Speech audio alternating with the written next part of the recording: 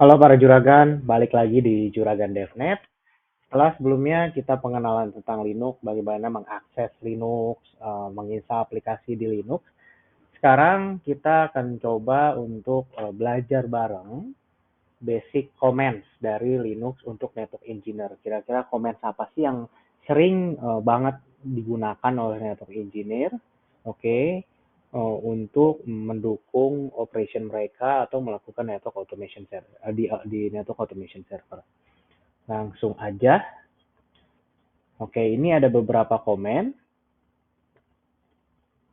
Nanti kita akan coba untuk melihat komen ini fungsinya untuk apa ya. Tapi kalian nggak perlu catat satu persatu karena saya sudah ringkas, saya sudah buatkan cheat sheet-nya di GitHub. Kalian bisa download langsung. Itu informasi GitHub dari Juragan DevNet. Kalian bisa cek di description di bawah di YouTube, oke, di bawah video YouTube ini. Kalian langsung aja ke sana dan download cheat sheet-nya. Di sana sudah ada basic comment dan juga informasi untuk masing-masing. Oke, kita langsung aja tes. Oke, ini adalah server Linux-nya. Pertama adalah WHO ya. WHO ini buat menampilkan siapa saja yang sedang login ke server Linux ini. Nah, bisa dilihat di sini, ini IP saya 10.68.20.60. Saya login menggunakan Juragan DevNet melalui SSH. Oke. Nah, fungsi lainnya adalah biar kalian juga bisa lihat siapa aja sih yang sedang login ke perangkat ini gitu. Dan kalau misalkan kalian membatasi line VTY-nya, oke, membatasi SSH-nya misalkan hanya boleh 16 orang dan kalian mau kick salah satunya, nah kalian bisa lakukan juga. Nah, komen yang kedua yang sering digunakan adalah uptime. Nah, uptime ini adalah fungsinya menampilkan berapa lama server ini sudah berjalan. Kalau dilihat di sini, nah, server sini sudah berjalan sekitar ini sekitar. Nah, kalau kalian lihat server ini sudah berjalan selama 4 jam 10 menit. Nah, untuk kalian yang pengen tahu ada option apa aja di setiap comments-nya Linux, kalian bisa ketikkan minus help. Contohnya ini, uptime minus p. Di sini dijelaskan dia akan menampilkan uptime dengan format yang lebih cantik ya, lebih bagus. Nah, kalau ini kan formatnya 4.210 ya. Nah, kalau ini dia menampilkan formatnya dengan lebih cantik. Dia bilang server ini sudah up selama 4 jam 10 menit. Oke. Nah, komen berikutnya adalah date. Nah, date ini menampilkan tanggal yang sedang berjalan di servernya. Komen selanjutnya adalah user add dan passwd. User add berfungsi untuk menambahkan user baru, tapi ini digunakan biasanya oleh root.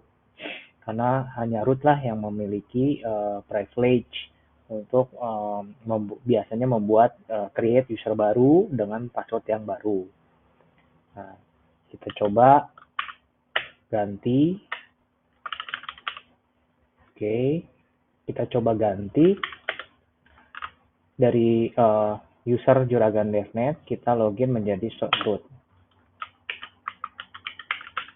Masukkan password rootnya, oke. Nah, sekarang saya sudah jadi root ya, teman-teman. Oke. Nah, komen pwd ini berfungsi untuk mengetahui kita itu sedang ada di lokasi yang mana. Di location folder kita. Nah, di sini kita lihat saya ada di foldernya root. Kalau misalkan ls-lh, oke, misalkan lh, ya, saya akan coba ke bin.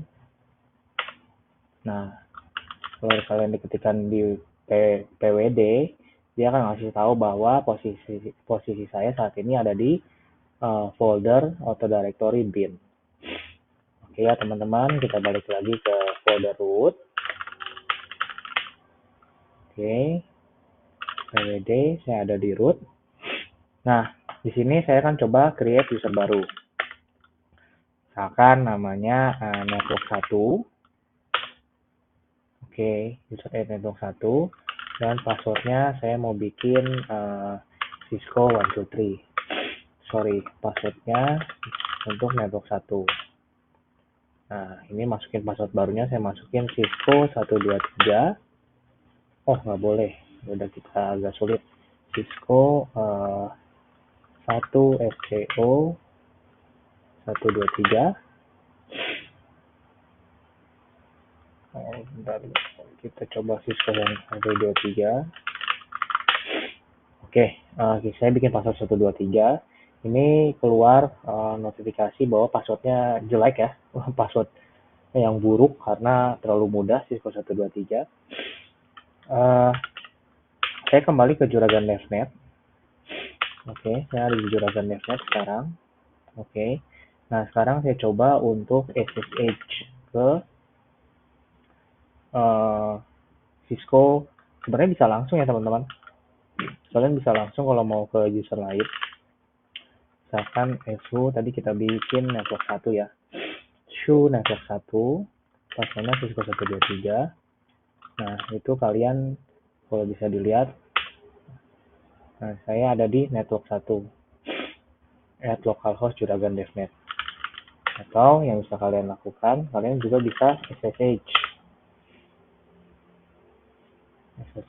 dengan mengetikkan IP-nya. Ya, IP-nya berapa ya? Config grep net. Oke, ini IP-nya. Open. Oke. Kelihatan ya teman-teman, login. Saya masukkan network 1. Nah, masukkan passwordnya Cisco 123. Nah, saya login ya. Nah, home network 1. Nah, saya login sebagai user menggunakan network home 1. Nah, kita balik lagi. Komen selanjutnya adalah CSH. Ini kalau kalian by default new shell itu akan otomatis dibuat di /bin.bash ya. Nah, shell ini memungkinkan kalian untuk command line CLI seperti ini. Tanpa shell kalian nggak bisa melakukan command line. Nah, kalau CSH ini berguna apabila kalian mau merubah lokasi dari shell. Misalkan saya mau rubah lokasinya di user bin sh. Enter aja, masukin password dari Juragan DevNet ya. Nah, di sini berubah shell change. Oke. Dan kalau kalian ketik CSH lagi, nah posisi lokasi shell yang digunakan sudah berubah. Selanjutnya komen selanjutnya adalah mencari tahu image version. Nah, kalau kalian nggak tahu ini Linux version apa, kalian bisa menggunakan uname-a. Ya, kita menggunakan Linux uname-a. Tapi di sini kurang jelas juga ya versi Linuxnya apa. Nah, kalau kalian udah tahu ini CentOS atau CentOS version ya, kalian cukup ketikkan cat/etc release start. Cat etc release bintang. No search for directory. Sebentar ya. Nah, yang benar bukan cat slash. Tadi kan kita cat slash etc release ya, sorry. etc release. Nah, sebenarnya komen yang benar adalah etc/CentOS release. Nah, ini filenya saya pakai lsh, tinggal cat/etc/CentOS release. Nah, saya menggunakan CentOS versi 8. Oke. Nah, yang lain yang harus kalian tahu adalah top. Nah, top ini ini akan memberitahu ya berapa CPU yang sedang digunakan. Oke, aplikasi apa sih yang sedang mengkonsumsi CPU dan memori paling besar. Di sini kita lihat komennya. Uh, nah, saat ini adalah VMtool SD yang menggunakan CPU. Oke. Dan untuk melihat proses, kalian bisa mengetikkan PS AUX. Oke, PS. Nah, tapi ini kan hanya melihat proses dash dan PS ya. Nah, kalau kalian mau lebih detail, kalian bisa mengetikkan PS strip AUX. Nah, di sini kalian bisa lihat nih aplikasi apa aja yang sedang berjalan dan usernya milik siapa. Nah, kalau kalian mau kill atau aplikasinya, misalkan di sini saya mau sleep 60 deh, sleep 60 mau saya kill ya. Kalian bisa ketikkan kill -f PID-nya. Sorry, bukan -f, just kill 42562. No such. Oke. Oh, sebenarnya udah nggak ada. Oh, berubah. Kill atau misalkan apa ya? Ada aplikasi ibus.config, kalian tinggal kill aja. Kill 2632. Nah, yes -AUX lihat 2632. Nah, ini kita lihat di sini PID dengan nomor 2632 udah nggak ada ya teman-teman, karena kita udah kill. Nah, selanjutnya adalah cat. Cat ini berfungsi untuk membaca file. Biasanya digunakan untuk membaca logs ya kawan-kawan. Misalkan saya coba bikin file switch log misalkan ya teman-teman. Switch log. Nah, saya coba copy logsnya dari perangkat yang ada. Misalkan saya coba sebentar ya. 10 6 49 97.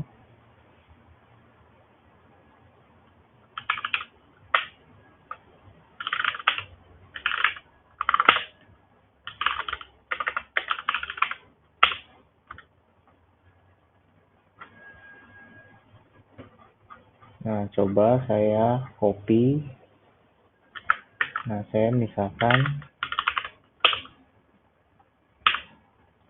nanti untuk Vim cara menulis write file nanti di video selanjutnya saya akan coba jelaskan. Nah, ini adalah log yang saya dapatkan di salah satu switch. Oke. Saya copy di sini.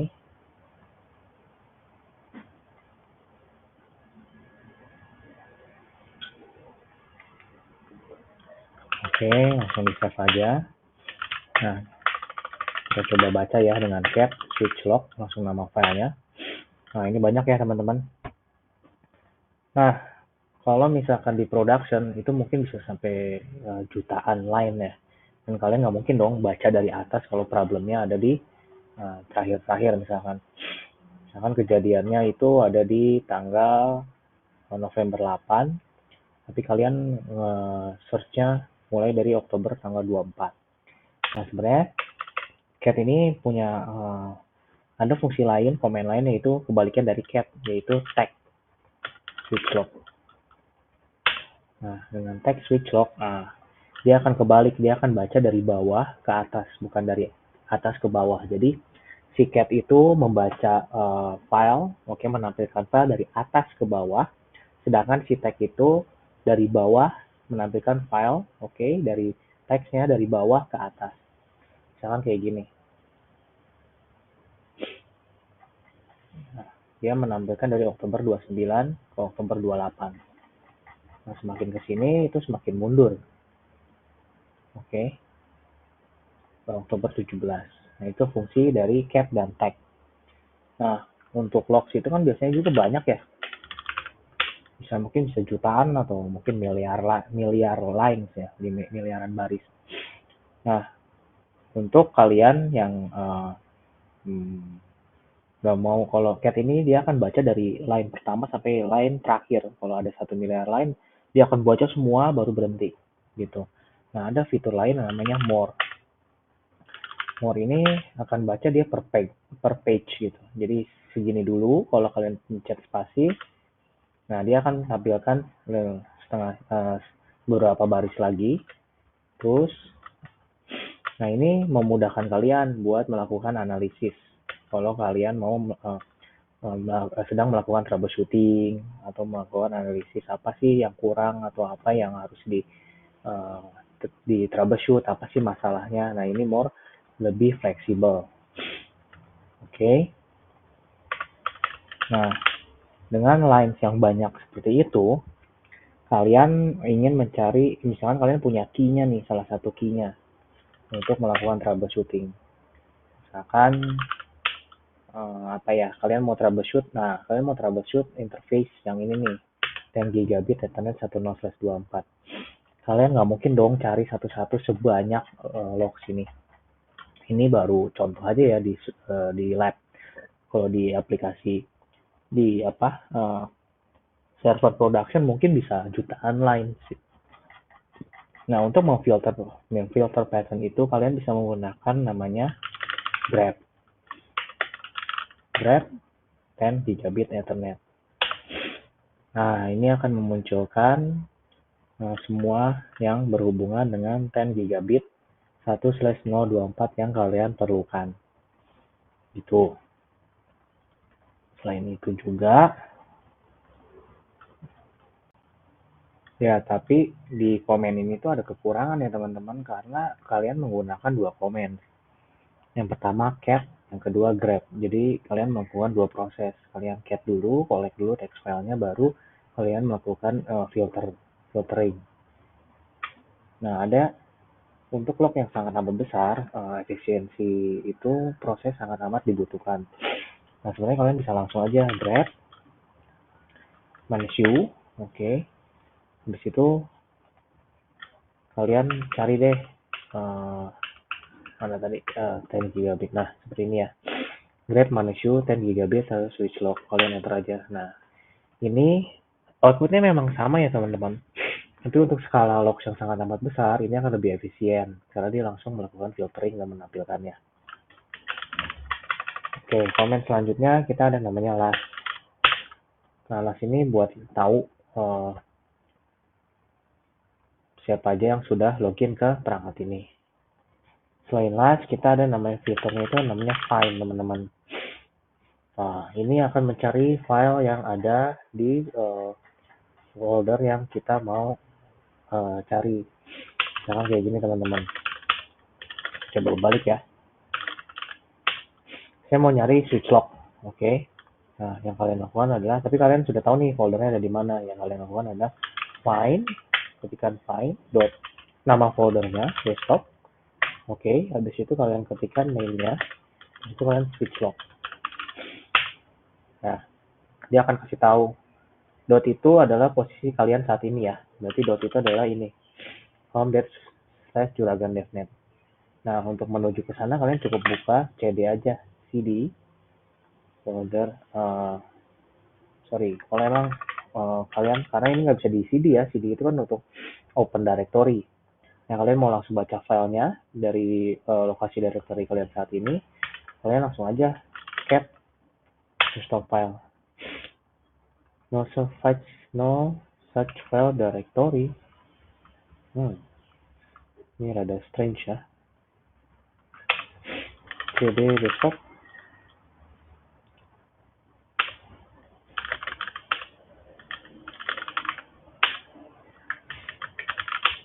Nah, itu cara mencari filenya. Saya agak penasaran kenapa nggak bisa. cd juragan.net cat desktop. Oh, sorry, salah. Iya. Jadi bacanya langsung aja nama foldernya switchload, bukan pakai slash lagi ya teman-teman. Oke, saya clear dulu. Setelah itu, komen selanjutnya adalah short minus u. Short minus u itu untuk mengurutkan, misalkan kayak gini. Saya bikin number.txt. Saya ada nomor nih, misalkan 1, 5, 9, 1, habis itu 5, 7, 12, 50, 32, 3, what else, 2, 4, 6 gini ya. Nah, kalau kalian get number, nah itu nomornya kan nggak berurutan ya teman-teman. Nah, kalian bisa menggunakan short. Oke, short minus u. Minus u ini adalah unique number. Nah, kalau short minus u number, nah dia akan nggak short, tapi di kolom pertama aja. 1, 1, 2, 3, 3, 4, 5, 5, 6, 7 gitu ya. Nah, sedangkan keseluruhan nomornya itu nggak diurutkan nama dia. Nah, untuk mengurutkan number, kalian bisa menggunakan short minus n number txt. Nah, ini akan short nih, 1, 2, 3, 4, 5, 6, 12, 32, 50. Nah, gitu ya teman-teman. Setelah itu, comment yang lain yang kalian butuhkan adalah history. Nah, history ini untuk mengetahui kalian udah ngapain aja sih, komen apa sih yang kalian gunakan. Kadang kalian melakukan sesuatu terus kalian lupa komen apa sih tadi yang kita lakukan gitu. Atau kalian bisa coba untuk audit juga. Selama ini user A, B, C, D, user A ini menggunakan komen apa aja sih gitu. Ya, sepertinya udah semua ya komen yang di basic comments di presentasi di video hari ini. Jangan lupa di like dan subscribe video ini agar kalian mendapatkan update terbaru dari Juragan.net. Untuk video berikutnya, kita akan coba belajar bagaimana bekerja dengan files di Linux. Ini sangat amat dibutuhkan ya teman-teman. Kalian harus benar-benar ngerti bagaimana membuat files, menghapus file, menulis file, menambahkan teks ke dalam file yang sudah ada seperti itu. Bekerja menggunakan files di Linux. Ini sangat amat penting untuk network engineer ataupun melakukan automasi di perangkat jaringan. Karena nantinya kita butuh untuk melakukan logging, oke. Dengan apa yang kita sudah otomasi, kita membutuhkan pre-checking dan post-checking kan. Pre-checking dan post-checking itu outputnya mau kita taruh di mana. Tentunya kita akan taruh di files. Oleh sebab itu, jangan lupa like dan subscribe video Juragan.net ini, dan jangan lupa untuk nonton next videonya, karena next video itu sangat-sangat amat penting untuk network automation. Terima kasih sudah menyaksikan Juragan.net video learning ini. Kita akan jumpa di next video learning berikutnya. Terima kasih.